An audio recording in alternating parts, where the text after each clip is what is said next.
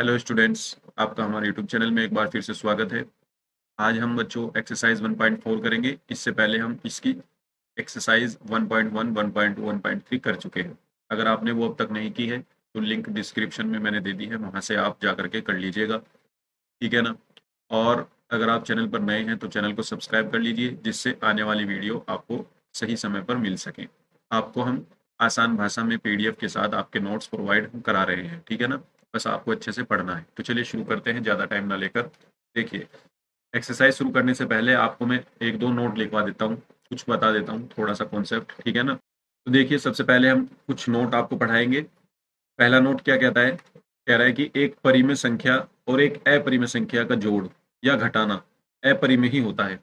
अगर आप एक संख्या परिमेय लो, मान लो मैंने ये परिमेय संख्या ले ली, अब इसके साथ में कोई अपरिमेय संख्या जोड़ देता हूँ। मान लो मैंने इसमें √3 जोड़ दिया। देखो, ये तो परिमेय संख्या है, इसको मैं कहूंगा रेशनल, और ये हमारे पास इर्रेशनल है। ठीक है ना? इर्रेशनल। अब एक परिमेय संख्या और एक अपरिमेय संख्या, अगर मैं इनको जोड़ दूं तो जो आएगा वो भी परिमेय संख्या ही आएगा। ठीक है ना? वो परिमेय संख्या ही आएगा। अब इनको वैसे तो हम जोड़ नहीं सकते, दिखा नहीं सकते। ठीक है ना? अब इसको ऐसे ही रहने दो, बस ये परिमेय कहलाएगा। और अगर मैं इनको घटा देता, अगर मैं इनको ऐसा कर देता 2√3, तो भी ये क्या रहते? तो भी ये अपरिमेय ही रहते। सॉरी, ये अपरिमेय है भाई। तो भी ये अपरिमेय ही रहेगा। अपरिमेय। ठीक है ना? क्योंकि अब भी इसमें एक परिमेय है और एक अपरिमेय। तो जब भी एक परिमेय संख्या और एक अपरिमेय संख्या का जोड़ या घटाना हो, तो जो रिजल्ट आएगा वो हमारा अपरिमेय संख्या ही होगा, इस नोट के अकॉर्डिंग। ठीक है? चलिए आगे चलते हैं नेक्स्ट वाले पर। कह रहा है कि एक अपरिमेय संख्या के साथ, अपरिमेय संख्या के साथ, मान लो ये तो चलो पहला था, मैं दूसरे की बात बता रहा हूँ। कह रहा है कि अगर एक अपरिमेय संख्या के साथ, मान लो मैंने अपरिमेय संख्या ले ली 2√2। ठीक है? अपरिमेय संख्या, चलो 2 भी नहीं लेते हम यहाँ पर, हम यहाँ पर सिर्फ और सिर्फ √2 ले लेते हैं। ठीक है? आसान के लिए यहाँ पर हमने √2 ले लिया। एक अपरिमेय संख्या के साथ एक शून्येतर परिमेय संख्या का, शून्येतर मतलब वो जीरो नहीं होनी चाहिए, नॉन जीरो, है ना? नॉन जीरो होनी चाहिए वो परिमेय संख्या। उसका अगर हम गुणनफल करेंगे या भागफल करेंगे, वो अपरिमेय ही आएगा। आने के बाद में इसमें या तो 2 से गुना कर लूं या इसके साथ 2 से भाग कर दूं। ठीक है ना? तो मेरे पास दोनों केस में क्या आएगा? एक अपरिमेय संख्या ही आएगी। देखो, जब मैं इसकी गुना करूंगा तो एक 2√2 आएगा, और 2√2 भी अपरिमेय ही रहेगा। ठीक है ना? ये आपको ध्यान रखना है, ये अपरिमेय रहेगा। जब भी आप एक परिमेय संख्या और एक अपरिमेय संख्या की गुणा या भाग करोगे तो वो अपरिमेय ही रहेगा। बस ये ध्यान रखना है, जो परिमेय संख्या आपने ली है वो जीरो ना हो। ठीक है? अब √2 से एक √2 नीचे वाला कट जाएगा, नीचे एक √2 बच जाएगा, ये भी अपरिमेय ही है। ठीक है ना? ये बात तो आप समझ गए होंगे, ये भी अपरिमेय ही है। आगे चलते हैं। अब आप थर्ड केस पर चलो। इसके थर्ड केस ये कह रहा है कि यदि हम दो अपरिमेय संख्याओं को जोड़े, दो अपरिमेय संख्याओं को, जैसे मेरे पास √2 है और इसके साथ में एक और √2 जोड़ देता हूं, तो ये 2√2 हो जाएगा। है तो भी पर अपरिमेय ही, है ना? लेकिन अगर मैं इसको ऐसे करता, एक मिनट रुको। कह रहा है कि दो अपरिमेय संख्याओं को जोड़े, घटाए, गुणा करें, या एक अपरिमेय संख्याओं को दूसरी अपरिमेय संख्या से भाग दे, तो परिणाम परिमेय या अपरिमेय कुछ भी हो सकता है। अब देखो, हमने इनको जोड़ा, जोड़ा तो ये आया, लेकिन मैं इनको ऐसे भी तो जोड़ सकता हूं। अगर ये √2 है, इसमें मैं दूसरी अपरिमेय संख्या -√2 जोड़ दूं, तो ये क्या हो जाएगा? √2 -√2, ये हो जाएगा 0। और 0 एक परिमेय संख्या है। अब यहाँ पे देखो, उसने जो बात कही है ना, बिल्कुल सही बात कही है। वो ये कह रहा है, अगर आप दो अपरिमेय संख्याओं को जोड़ोगे या घटाओगे तो उसमें अपरिमेय और परिमेय कुछ भी हो सकता है। ठीक है ना? तो देखो, यहां मैंने दो अपरिमेय संख्याओं को जोड़ा, जोड़ करके जो आया वो भी अपरिमेय है। लेकिन यहां भी मैंने दो अपरिमेय संख्याओं को जोड़ा। ठीक है ना? ये भी √2 भी अपरिमेय संख्या है और -√2 भी अपरिमेय संख्या है। अब मैंने यहाँ दोनों को जोड़ा तो यहाँ से क्या आया? 0 आ गया। ये परिमेय है लेकिन। ठीक है ना? तो आप उसकी बात समझ पा रहे हैं? उसने क्या कहा? उसने कहा कि अगर मैं दो अपरिमेय संख्याओं को जोड़ूं या घटाऊं तो अपरिमेय भी आ सकता है, परिमेय भी आ सकता है, वो संख्याओं पर डिपेंड करेगा। और इसी तरह अगर मैं उन्हें गुना करूं या भाग करूं तो भी कुछ भी हो सकता है। जैसे अगर मैं √2 की गुना √2 में करूंगा, दोनों अपरिमेय है, तो मेरे पास 2 आता है। ये बात ध्यान रखना, जब भी किन्हीं दो अपरिमेय संख्याओं की, दोनों सेम है, अगर गुना करते हैं तो एक परिमेय संख्या आती है। ठीक है ना? एक परिमेय संख्या आती है। लेकिन अगर मैं √2 की मल्टीप्लाई √3 में कर देता, दोनों संख्या अलग अलग ले लेता, है दोनों अपरिमेय, यहाँ भी अपरिमेय थी, अब की बार √6 आ जाता, और √6 भी अपरिमेय ही है। √6 भी क्या है? अपरिमेय है, क्योंकि √6 को हम क्या लिख सकते हैं? √2 इंटू √3। क्लियर सी बात है, √6 भी अपरिमेय हो जाएगा, क्योंकि रूट से भाग तो इसको हम निकालने से रहे। ठीक है ना, आगे चलते हैं।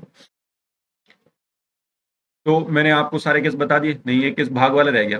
देखो, अगर मैं √2 को √2 से डिवाइड कर दूं, ये भी अपरिमेय है, ये भी अपरिमेय, लेकिन आएगा क्या? 1। तो ये परिमेय आ गया, है ना। तो देखो, मैंने अपरिमेय को अपरिमेय से ही भाग दिया, लेकिन परिमेय आ गया। और अब मैं ऐसा करता हूँ, √6 को √2 से भाग करता हूँ, ये भी अपरिमेय है, ये भी अपरिमेय है। अब इनको जब मैं भाग करूंगा तो आएगा √3, ये अपरिमेय आया, है ना। तो संख्या पे डिपेंड कर रहा है ना ये, ऐसा तो नहीं हो रहा रिजल्ट कि भाई अपरिमेय को अपरिमेय से डिवाइड करोगे तो परिमेय ही आएगा, नहीं, तो परिमेय भी आ रहा है, अपरिमेय भी आ रहा है, तो ऐसा कह रहा है ये। तो आपको ये तीनों बातें याद रखनी है, ठीक है ना। नेक्स्ट नोट पर चलते हैं। एक आपके पास ये भी है, कुछ प्रॉपर्टीज हैं, ये आपको याद रखनी है। अगर ए और बी दो धनात्मक वास्तविक संख्याएं आपके पास हों, तब उनमें ये केस लगता है। आप रूट ए बी को ऐसे अलग अलग लिख सकते हैं, रूट ए बी को ऐसे अलग अलग लिख सकते हैं, √a इंटू √b, ठीक है ना। और अगर ये डिवाइड में हुए तो तब भी आप इनको अलग अलग लिख सकते हैं, √a अपॉन √b, ठीक है। क्लियर हो गई बात, पहला हो गया, सेकंड हो गया। तीसरा आपको याद रखना है कि अगर √a+b और √a-b ये दोनों फैक्टर अलग अलग गुना में है, तो हम इनको क्या लिख सकते हैं? a-b लिख सकते हैं, क्योंकि आपको एक केस पता होगा। देखो, मैं आपको एक केस बताता हूं कि अगर a+b और a-b होता है, तो उसको हम लिख सकते हैं a² - b², है ना। तो अगर यहाँ पर a की जगह √a है और b की जगह √b है, और यहाँ भी a की जगह √a है और b की जगह √b है, तो हम इनको कैसे लिखेंगे? पहली वाली का स्क्वायर हो जाएगा माइनस दूसरी वाली का भी स्क्वायर हो जाएगा, ऐसे ही हम इसमें करेंगे, पहली वाली का स्क्वायर हो जाएगा माइनस दूसरी वाली का स्क्वायर हो जाएगा। तो ये क्या हो जाएगा? √a का स्क्वायर, स्क्वायर से रूट कट जाता है तो a आ जाता है, स्क्वायर से रूट कट जाता है तो b आ जाता है। तो देखो, √a+b √a-b आपका a-b हो जाएगा, जैसा कि यहाँ पे बताया गया है। तो वही चीज है ये, ठीक है ना। और अगर रूट नहीं है, a+√b है और a-√b है, तो बस वही है, पहले वाले का स्क्वायर कर दो माइनस दूसरे वाले का स्क्वायर कर दो, दूसरे वाले में स्क्वायर से रूट कट जाएगा, इसलिए b आ गया। वो आसान है बहुत ज्यादा। आगे चलते हैं। √a+b √c+d, देखो दोनों अलग अलग हैं, तो बस गुना कर दो उठा करके, इसकी गुना पहले इसमें करो, फिर इसकी गुना ही इसमें करो, दोनों में कर दो। पहले √a की √c में करी, √ac आ गया, फिर √a की √d में करी, √ad आ गया, ठीक है। फिर b की c में करो, √bc आ गया, फिर b की d में कर दो, √bd आ गया, ठीक है ना। ये आपका हो गया। आगे चलो, अगर √a प्लस √b का स्क्वायर हो, तो आप इसमें a+b का होल स्क्वायर खोल दो, बस a² + b² + 2ab। देखो कैसे होगा ये। मान लो आपके पास ये है √a प्लस √b और इसका स्क्वायर है, तो आप इसको ऐसे तो लिखोगे, पहले तो a का स्क्वायर करोगे, जो यहाँ पे a है ये, फिर 2ab लिखोगे, 2√a√b, 2ab हो गया, फिर b का स्क्वायर लिखोगे, √b का स्क्वायर। तो ये क्या हो जाएगा? देखो, ये हो गया, रूट स्क्वायर से रूट कट जाएगा तो a आएगा, और √a की √b में करेंगे तो ये हो जाएगा एक ही रूट हो जाएगा दोनों पे। यहाँ वाले इस वाले केस से देखो, जब दोनों का अलग अलग रूट हो तो हम उसको एक भी कर सकते हैं, तो एक हो गया। और √b का स्क्वायर है तो स्क्वायर से रूट कट के यहाँ पे b आ जाएगा। तो देखो ये वाला केस बना है, नहीं बना, है ना। तो ये वाला केस, ये सारी प्रॉपर्टी आपको याद रखनी है, क्योंकि ये सॉल्व करने में आगे काम आएगी एक्सरसाइज में।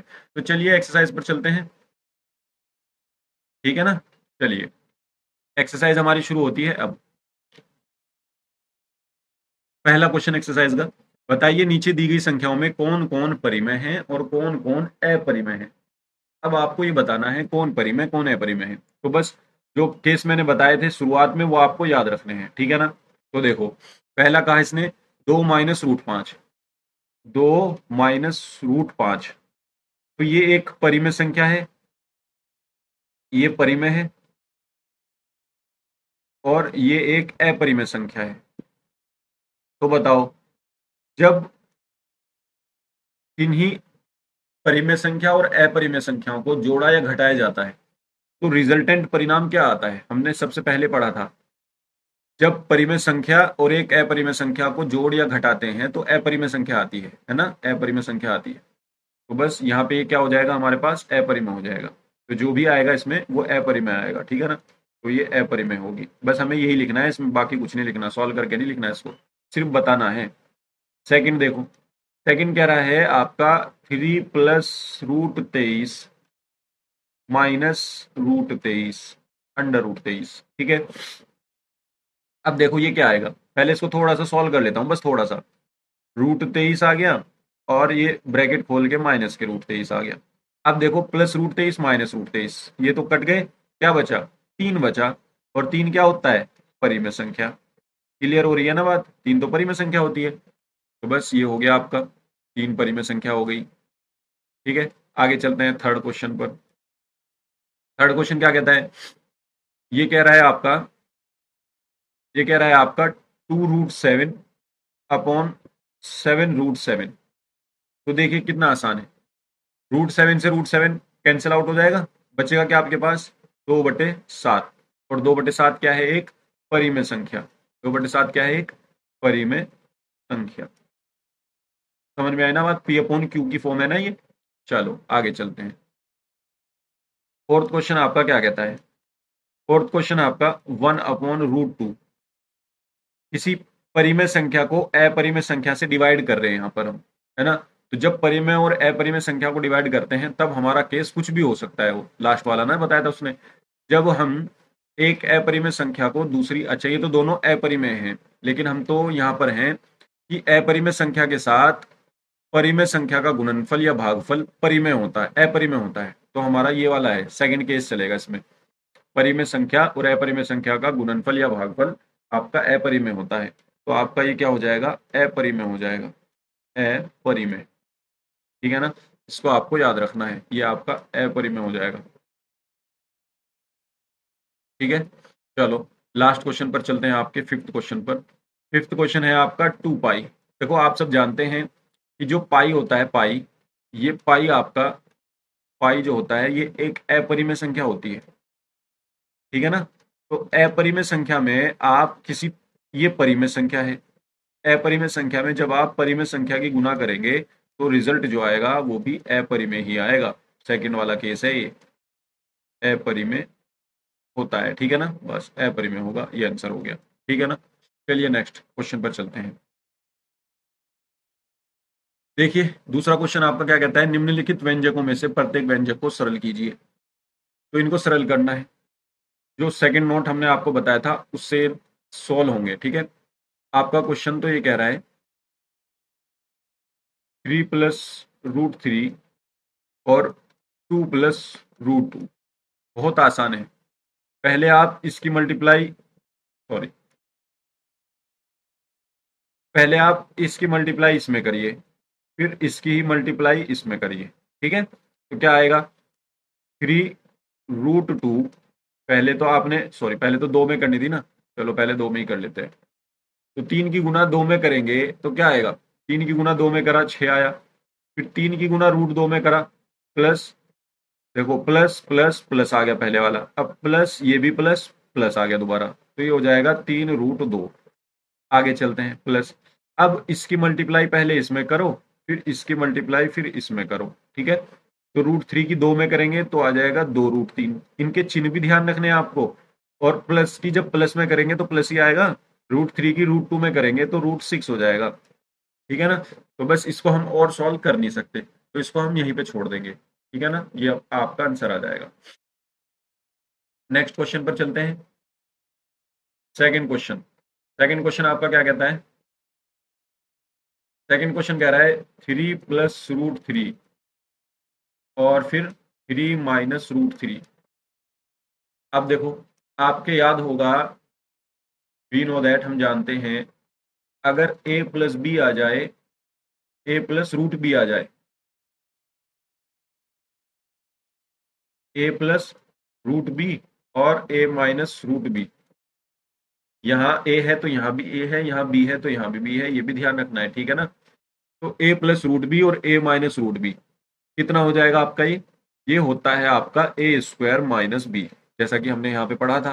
देखिए ये रहा a + √b a - √b a² - b, है ना। तो इस वाली प्रॉपर्टी से हम इसको लिख देंगे ये हमें पता है। तो इस प्रॉपर्टी से हम इसको क्या कर देंगे, हम इसको कर देंगे आपका 3 का स्क्वायर माइनस बी। बी क्या है आपका, बी के ऊपर से रूट हट जाएगा यानी 3 आ जाएगा। 3 का स्क्वायर 9 माइनस 3 यानी आ जाएगा 6। यह आपका आंसर हो गया। ठीक है, चलो थर्ड क्वेश्चन पर चलते हैं। थर्ड क्वेश्चन आपका कहता है √5 प्लस √2 का स्क्वायर है, वर्ग है, तो उसको कैसे करेंगे। तो ये a प्लस बी का होल स्क्वायर है ना। तो आप a square plus b square plus 2ab कर सकते हैं, या आप ये डायरेक्ट प्रॉपर्टी लगा लो। देखो √a प्लस √b का whole square, a plus 2√ab plus b, बस यही लगा दो डायरेक्ट।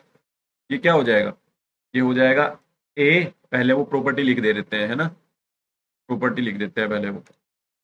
यहाँ पे है कि अगर √a प्लस √b है आपके पास और उसका स्क्वायर है, तो आप उसको लिख सकते हैं a प्लस 2√ab और प्लस b, है ना। ये प्रॉपर्टी आप यूज करेंगे, ये प्रॉपर्टी यूज करेंगे, तो इसके अकॉर्डिंग आपका ये हो जाएगा, इसके अकॉर्डिंग आपका ये हो जाएगा a प्लस 2√ab 5 गुना 2 और प्लस b, b क्या है आपके पास 2, तो ये हो जाएगा आपका 5 प्लस, देखो 5 और 2 7 कर लो इसको, ठीक है ना, तो इसको क्या कर लो 7 कर लो, 5 और 2 7 तो ये हो गए, और प्लस 2√10, 2√10 हो गया है ना, 5 दूनी 10, बस यही आंसर छोड़ दो, ये आपका आंसर हो गया। ठीक है ना, आगे चलते हैं लास्ट क्वेश्चन इसके, इसके लास्ट क्वेश्चन पर। लास्ट क्वेश्चन इसका है √5 माइनस √2 और √5 प्लस √2। ठीक है, अब देखिए ये a माइनस बी और a प्लस बी वाला है ना। एक रूल हमारे पास और था, क्या था, √a माइनस √b और √a प्लस √b। अगर कहीं ये मिल जाता है तो हम लिखते हैं a माइनस बी। ठीक है, बस a माइनस बी लिखना है आपको। देखिए क्या हो जाएगा, ये हो जाएगा आपके पास a माइनस बी, 5 माइनस 2, ये हो जाएगा आपके पास 3, और ये आपका आंसर हो जाएगा। ठीक है ना, उम्मीद करता हूँ आप ये समझ गए होंगे। आसान क्वेश्चन है बहुत ज़्यादा, बस आपको प्रॉपर्टी पता होनी चाहिए। चलिए नेक्स्ट क्वेश्चन पर चलते हैं। नेक्स्ट क्वेश्चन आपका क्या कहता है, आपको याद होगा कि पाई को एक वर्त की परिधि मान लीजिए c और उसके व्यास मान लीजिए d के अनुपात से परिभाषित किया जाता है, अर्थात पाई बराबर c/d। बिल्कुल सही। जो पाई होता है, पाई, उसका फॉर्मूला यही होता है कि वर्त की परिधि अपॉन वर्त का व्यास। ठीक है, c/d से हम उसको डिफाइन करते हैं, परिभाषित करते हैं। यह इस तथ्य का अंतर्विरोध करता हुआ प्रतीत होता है कि पाई अपरिमेय है। इस अंतर्विरोध का निराकरण आप किस प्रकार करेंगे। ये कह रहा है कि अगर पाई बराबर c/d होता है, लेकिन ये जो फॉर्मूला है ये क्या ऐसा नहीं दिखा रहा कुछ कि पाई जो है वो परिमेय संख्या के बराबर है, क्योंकि ये किस फॉर्म की है, p/q के फॉर्म की दिख रही है ना ये, तो ये ऐसी दिख रही है p/q के फॉर्म की, है ना। तो ये ऐसी प्रतीत हो रही है कि ये परिमेय संख्या है, जबकि ये परिमेय संख्या नहीं है। c/d ये एक अपरिमेय ही संख्या है। ठीक है ना, तो आप इसको ही लिखोगे, आप इसको ऐसे लिखो, पाई इक्वल्स टू c/d, यह एक बिना लिखो, यहां पे लिखो बस, यह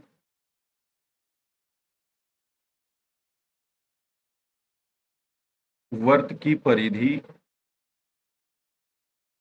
तथा व्यास का अनुपात है, जहां c/d इक्वल्स टू होता है 22/7, है ना। और 22/7 आप जानते होंगे, अगर 22 को 7 से डिवाइड करेंगे तो वो पॉइंट के बाद चलता जाता है, चलता जाता है ना, ना तो वो रिपीट करता और ना वो रुकता कहीं। तो इसका मतलब है ये एक, इसका दशमलव प्रसार जो हो जाएगा वो अनावसानी अनावृत्ति हो जाएगा, है ना। जहां c/d बराबर 22/7 सिर्फ पाई का अनुमानित मान है, यहाँ पे लिखो सिर्फ पाई का अनुमानित मान है। क्योंकि देखो 22/7 कोई एग्जैक्ट वैल्यू नहीं है, ये तो एक लगभग वैल्यू है, अनुमानित मान है, ठीक है ना, अनुमान लगा लिया गया कि हाँ ये 22/7 ही होगा लगभग, है ना। तो ये एग्जैक्ट वैल्यू तो है नहीं। अब जब एग्जैक्ट वैल्यू नहीं है तो इसका मतलब तो वो चलती जा रही है, चलती जा रही है और चलती जा रही है, तो अनावसानी अनावृत्ति है। तो हम यहाँ लिखेंगे और जिसका दशमलव प्रसार और जिसका दशमलव प्रसार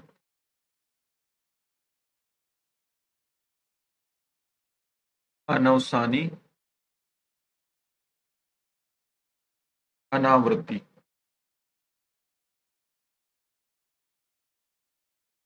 जिसका दशमलव प्रसार अनावसानी अनावृत्ति है, अतः एक अपरिमेय संख्या ही है, ठीक है ना।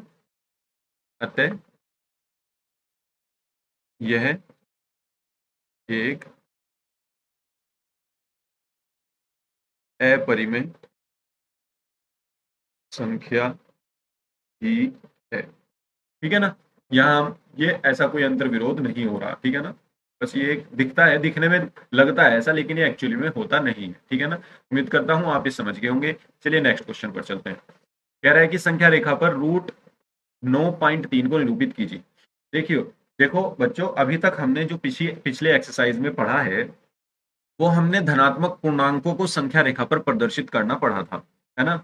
हम जो वो ऐसे करके लाइन लेते थे, 0 से आगे 1 सेंटीमीटर 1 सेंटीमीटर का लंब लगा करके यहाँ से इसको बना देते थे, और फिर यहाँ से एक चाप लगा करके यहाँ पे हम उसको दर्शा देते थे कि ये √2 है, अगर ये 1 और ये 1 है ना। तो हम यहाँ जो ये दर्शा रहे थे, √2 दर्शा रहे थे, √3 दर्शा रहे थे, √5 दर्शा रहे थे, √7 दर्शा रहे थे, तो ये एक धनात्मक पूर्णांक दर्शा रहे थे। लेकिन ये एक वास्तविक संख्या है, पॉइंट में आ गई, है ना। ये धनात्मक पूर्णांक पूर्णांक नहीं है ना, ये एक वास्तविक संख्या हो गई सिर्फ। तो इस वास्तविक संख्या को कैसे दर्शाएंगे उसका मेथड मैं आपको इस क्वेश्चन में भी समझाऊंगा, इस क्वेश्चन में समझाऊंगा, आप उसको अच्छे से समझना, ठीक है ना। चलिए देखते हैं। सबसे पहले हमें क्या करना है, सबसे पहले हमें क्या करना है, देखो मैं यहाँ पे डायग्राम बना दूंगा, उधर इसके स्टेप लिख देंगे, ठीक है ना। 9.3 सेंटीमीटर का एक रेखाखंड खींच लो आप।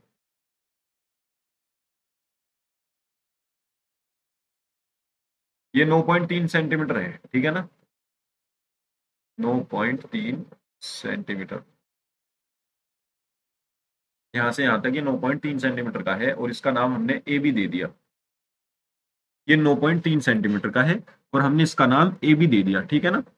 अब हम क्या करेंगे, थोड़ा सा इस बी को मैं नीचे लिख लेता हूं,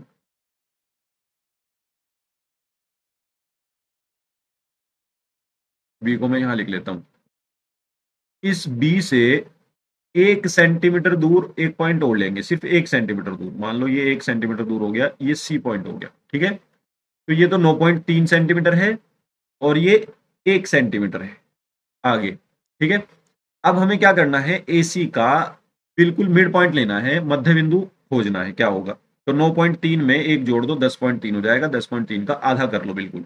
मान लो 10.3 का आधा जो है वो यहां पर बैठा, वो क्या पॉइंट है, वो ए पॉइंट है हमारा, ठीक है ना, ओ पॉइंट है, ओ। अब आपको क्या करना है, ओ को केंद्र मानकर और ओ ए त्रिज्या ले लो या ओ सी त्रिज्या ले लो, क्योंकि है तो बीच में ही बिल्कुल। यहाँ पे एक अर्धवर्त बनाना है, क्या बनाना है, एक अर्धवर्त बनाना है ऐसा। थोड़ा बहुत एरर जो होगा भाई उसको इग्नोर करना, ठीक है ना, क्योंकि मेरे पास कोई कंपास नहीं है। हमने यहाँ पे एक अर्धवर्त बना दिया। अब क्या करना है, अर्धवर्त बनाने के बाद बी से, अर्धवर्त बनाने के बाद बी से, बी पर एक लंब खींचना है, लंब खींचना है बी से, ठीक है ना। बी से एक लंब खींचना है जो अर्धवर्त को बिंदु डी पर काटेगा। किस पर काटेगा, बिंदु डी पर।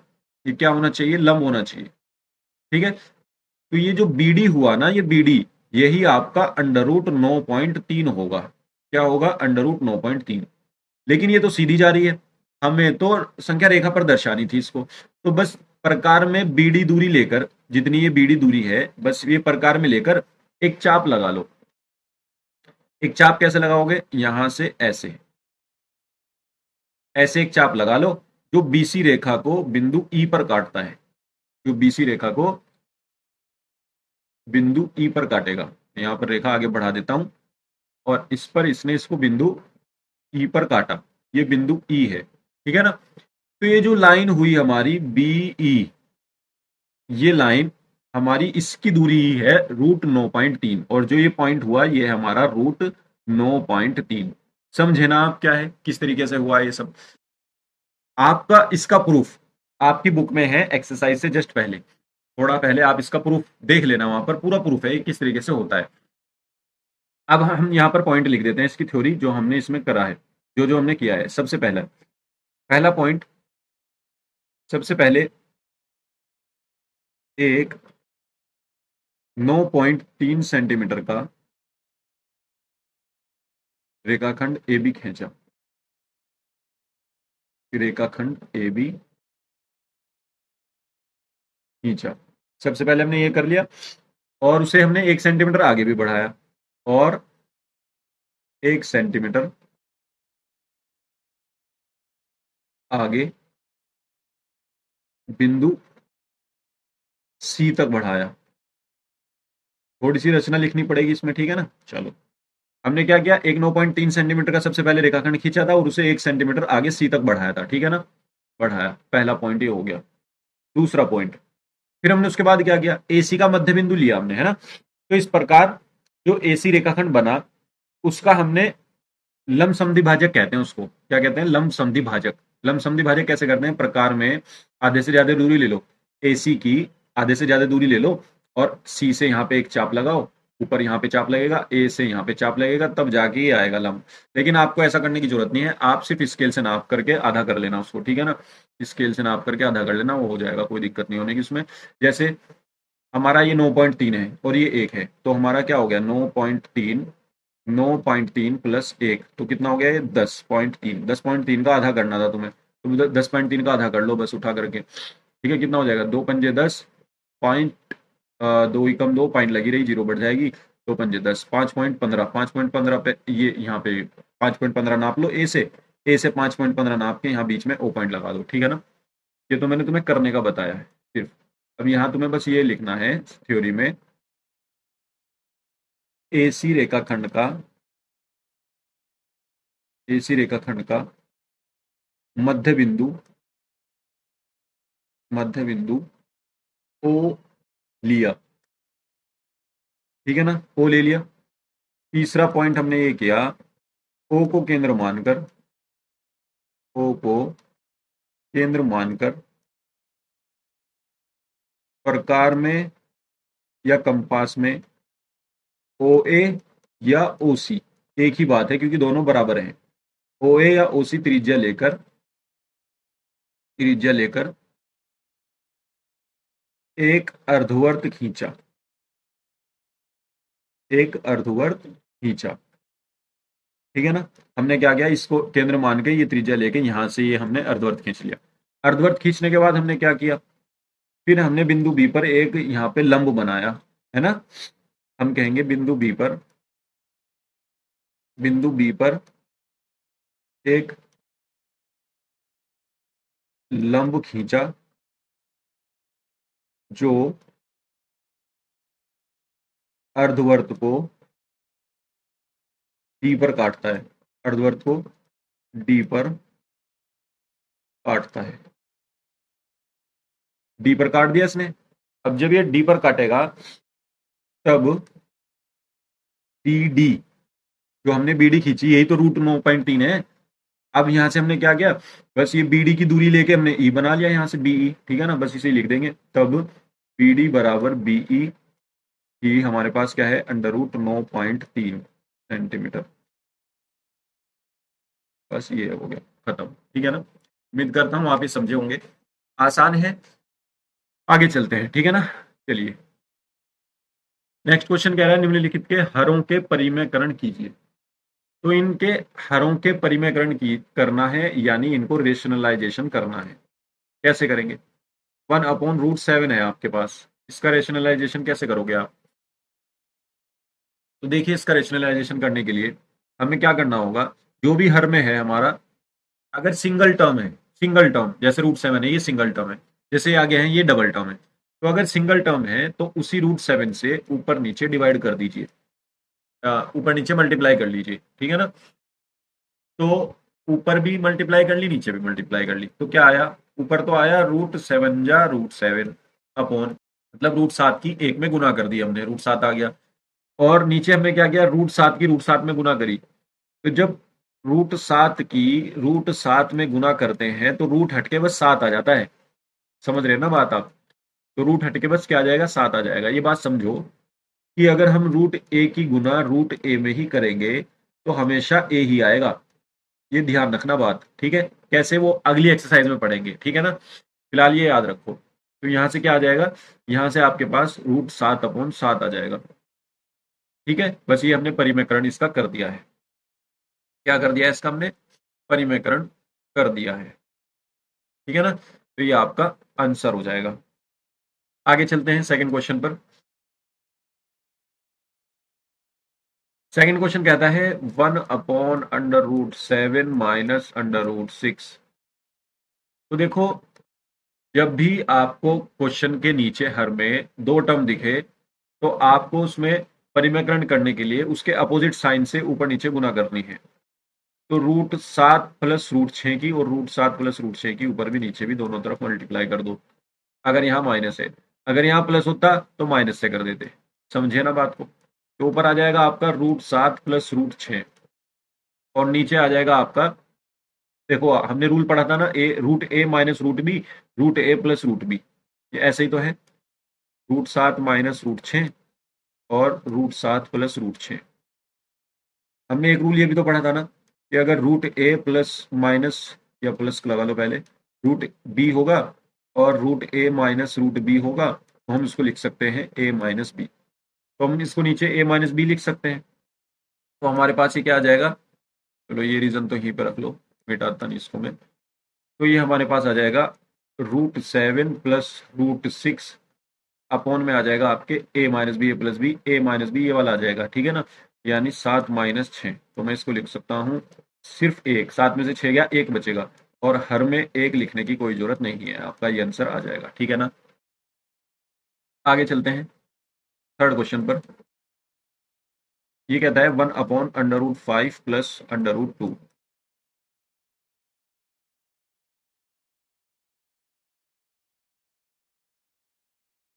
तो देखो, इसमें भी सेम वही तरीका है, इनके अपोजिट साइन से ऊपर नीचे मल्टीप्लाई कर दो, √5 माइनस √2, √5 माइनस √2, ऊपर आ जाएगा √5 माइनस √2, नीचे आ जाएगा a plus B, A minus B. तो यहाँ पे रूट में है ना, यही वाला रूल लगेगा इसमें भी, a माइनस बी आ जाएगा 5 माइनस 2, ठीक है। चाहे माइनस पहले हो, जैसे यहाँ पे माइनस पहले प्लस बाद में, चाहे पहले प्लस हो बाद में माइनस हो, एक ही बात है वो। तो यहाँ क्या बचेगा, यहाँ बचेगा √5 माइनस √2 अपॉन में आ जाएगा 3, ठीक है ना। बस यही आंसर छोड़ सकते हैं हम। आगे चलते हैं लास्ट क्वेश्चन पर। लास्ट क्वेश्चन आपका 1/√7 माइनस 2। सेम इसी तरीके से करना है, ये भी ऊपर नीचे मल्टीप्लाई करनी है इसके अपोजिट साइन से। अपोजिट साइन से मल्टीप्लाई करेंगे तो आ जाएगा √7 प्लस 2 और √7 प्लस 2, ठीक है ना। तो ये हो जाएगा आपका, ऊपर तो √7 प्लस 2 ही रहेगा और नीचे क्या आ जाएगा, √a minus B, √a plus B. तो ये हो जाएगा a minus B square, A minus B square, ये हमने देखा भी था। तो 2 का स्क्वायर हो जाएगा, बी का स्क्वायर, सॉरी यहाँ पे ए नहीं है ये,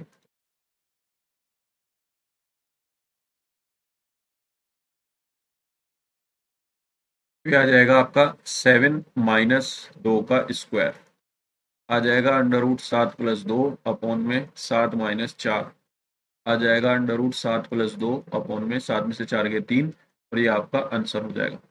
उम्मीद करता हूँ आप ये क्वेश्चन समझ गए होंगे। इसके बाद एक्सरसाइज हमारी कंप्लीट होती है और हमने ये सारे क्वेश्चन आपके कर दिए हैं, ठीक है ना। सारे क्वेश्चन हम देख चुके हैं, उम्मीद करता हूँ आप सब समझ गए होंगे। अगर आपका कोई डाउट बचता है तो आप कमेंट में लिख दीजिए, या हमारे इस टेलीग्राम ग्रुप पर भी आप हमें पूछ सकते हैं, ईमेल कर सकते हैं, ठीक है ना? जिस तरीके से भी चाहें आप पूछ सकते हैं। आपको हेल्प करने की पूरी-पूरी कोशिश की जाएगी, ठीक है ना? तो अगर आपको वीडियो अच्छी लगी हो तो लाइक कीजिए, अपने दोस्तों में शेयर कर दीजिए, चैनल को सब्सक्राइब कर लीजिए, ठीक है ना? मिलते हैं नेक्स्ट वीडियो में, धन्यवाद।